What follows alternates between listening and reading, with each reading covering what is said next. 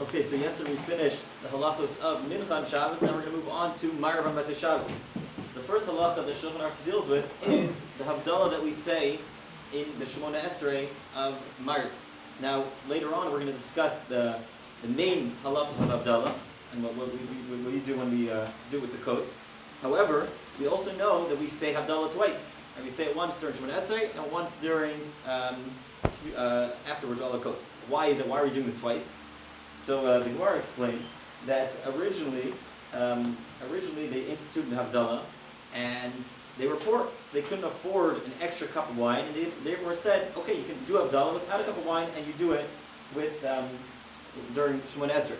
Later on, they became wealthier, so they said, okay, you have enough money, now it's time to do it with the kos. Then what happened?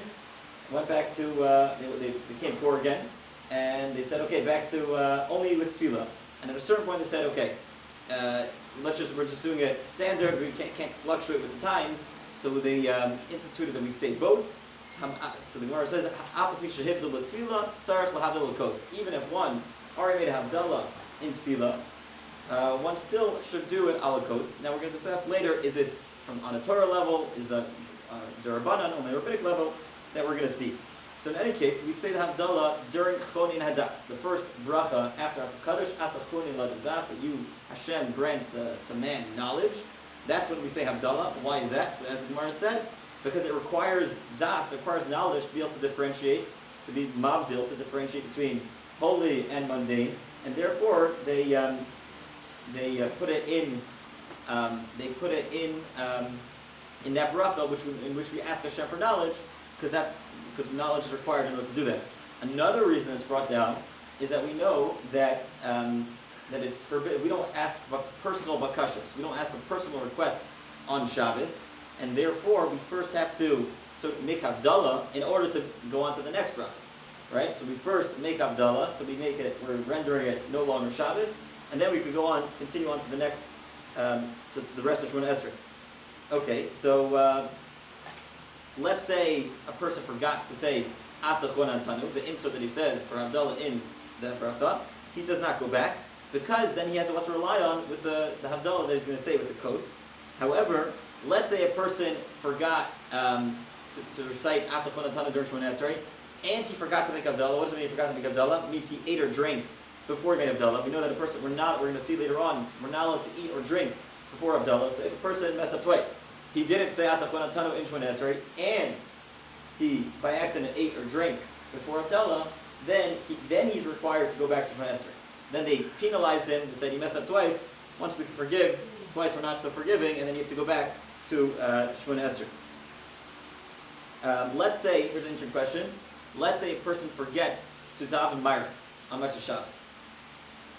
So if a person forgets, what's the rule? We know that if a person forgets, not if it's intentional, but if a person forgets, there's such a concept called tashlumim. He can make it up the next tefillah. So if he forgot Ma'ariv, then he can make it up shabbos with two shabbos. Now here, by the way, the rule is anytime a person does tashlumim, make up, which one is the makeup? The first or the second? The second.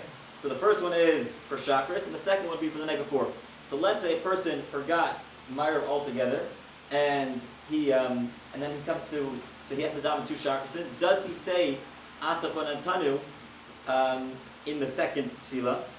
So, sorry? What does he say? He said that Bachar slept through Ma'ariv, got drunk in Shabbos, slept through Ma'ariv, and came to the time and said, maybe say Atah Chonen in the first Megillah. Because that's the first Megillah after Shabbos. The Paskin got to say, it's brought down, kind of essential. It's against the... That's what he brought down. Okay. Not the second one.